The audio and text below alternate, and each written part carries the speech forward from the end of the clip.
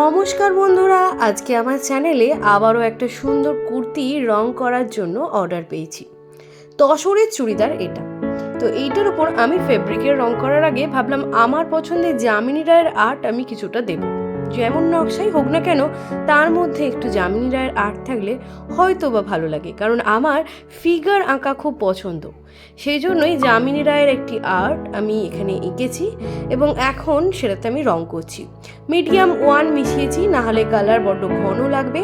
সেই জন্য ফেব্রিকের সঙ্গে কিছুটা মিডিয়াম 1 মিশিয়ে এইভাবে আগে বেস কালারটি করে নিতে হবে। অর্থাৎ প্রথমেই বর্ডারের কালো রং করা যাবে না, পুরো চুড়িদারটাতেই আগে এই সমস্ত ফিগারের বেস কালার করে নিতে হবে বা ব্যাকগ্রাউন্ড কালারও করে নিতে হবে। একদম লাস্টে দেয়া যাবে ব্ল্যাক কালার। বেস কালার প্রায় আমাদের হয়েই গেছে। এইভাবে আপনারা দেখছেন গান শুনতে শুনতে আমি বেস কালার করছি। এবার ব্ল্যাক কালারের টাচ ছাড়া আপনি বুঝতে পারবেন না যে হঠাৎ করে ম্যাজিকের মতো এত সুন্দর হয়ে যায় এইভাবে রঙগুলো। কিন্তু প্রথমেই যদি কেউ ব্ল্যাক কালার করে থাকেন তাহলে দেখবেন পরে কিন্তু বেস কালার করতে খুব অসুবিধা হয়। সেক্ষেত্রে এটা একটা টিপস বলা যায়।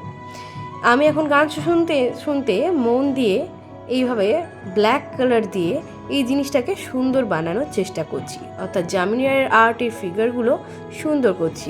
আপনারাও দেখতে থাকুন।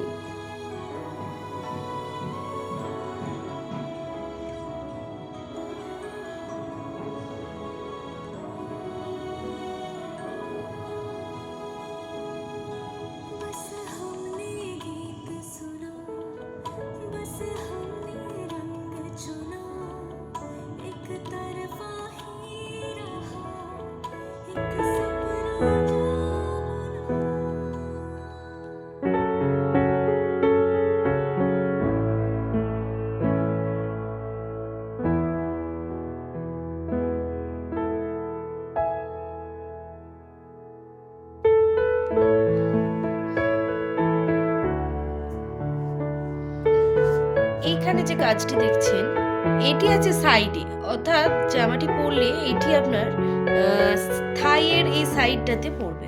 যেহেতু পুরোটাই এক কালারের সেই জন্য এই নকশাটি করা হয়েছে। তবে যদি ওড়না দেওয়া হয় তাহলে এই নকশাটি ঢাকা পড়ে যাবে। সেক্ষেত্রে আপনি ওড়না ছাড়া নিলে এটি দেখা যাবে এবং ওড়না দিয়ে হলে এটি ঢাকা পড়ে যাবে, সেটা আপনার ইচ্ছা। এটি হচ্ছে পাড়ের অংশটা, পুরোটাই একটা যামিনী রায়ের আর্টের উপর রয়েছে। ছোট ছোট এরকম মানুষের ফিগার টাইপস পুরো পার্টটায় রয়েছে এবং এখানে বুকের কাছে ডিজাইনটা পাঞ্জাবি স্টাইল না করে একটি সাইডে আমি একটি ঘন কলকার কাজের ফেব্রিক করেছি এবং সাইডে এইরকম টাইপের একটি লাইন করেছি, যেটা ম্যাচিং হাতাতেও আমি করতে চলেছি। এখনো কমপ্লিট হয়নি, সেটা আমি করব। এবং নিচে রয়েছে এই একখানা বড় নকশা। এইভাবেই হয়েছে আপাতত, এইভাবে চুড়িদারটা তৈরি হয়েছে। আপনারা দেখতে পাচ্ছেন পিঠের দিকেও কাজ রয়েছে, সেটা আমি দেখাচ্ছি। আপাতত সামনের কাজটা রয়েছে। পিছন দিকের কাজ বলতে পিঠের দিকে এই সুন্দর সরু একটা কলকার নকশা করে রয়েছে, যা শুধুমাত্র পিঠের একটুখানি অংশের জন্য, এবং নিচে পার করার জন্য আমি একটি অংশ করে রেখেছি। এখানে আমি এবার ফেব্রিকের নকশা করব। এছাড়া পিঠের দিকে কোনো কাজ নেই। এইভাবেই রয়েছে পিঠের কাজটা। যদিও চুড়িদারটি এখনো আয়রন করা হয়নি, কমপ্লিট করা হয়নি, ফিনিশিং হয়নি, তাই ফিনিশিং লুকটা অবশ্যই দেখাবো। কিন্তু তার আগে কাজের কিছু ঝলক আপনাদের দেখাতে চাই। এখানে অত্যন্ত সূক্ষ্ম একটা নকশার কাজ রয়েছে এবং ভেতরে মাল্টি কালার আছে, অর্থাৎ যে কোনো রঙের ওড়নার সঙ্গে আপনি ব্যবহার করতে পারবেন। এখানে যে কালারগুলো আছে তার মধ্যে যে কোনো ধরনের আপনি ওড়না নিতে পারেন এটার সঙ্গে। যেহেতু তসরের কালার, তাই সমস্ত কালারই এই কুর্তিটার মধ্যে খুব ভালোভাবেই ধরেছে, আপনি দেখতে পাচ্ছেন।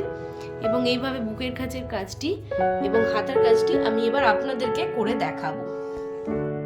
হাতায় এই ধরনের নকশাটা করে নিয়েছেন, অর্থাৎ ফার্স্টে ব্ল্যাক দিয়ে এইভাবে করার পরেতে তারপর সাদা দিয়ে দিয়েছেন, কিন্তু ফিনিশিং হওয়ার জন্য এটার উপর আর একবার ব্ল্যাকের টাচ দিতে হবে। এবার এই পোর্শনটা যেটা ফাঁকা আছে, এই জায়গাটাকে যদি আপনি চটজলদি কিছু নকশা করতে চান, ফার্স্টেই কিন্তু ব্ল্যাক বর্ডার করবেন না।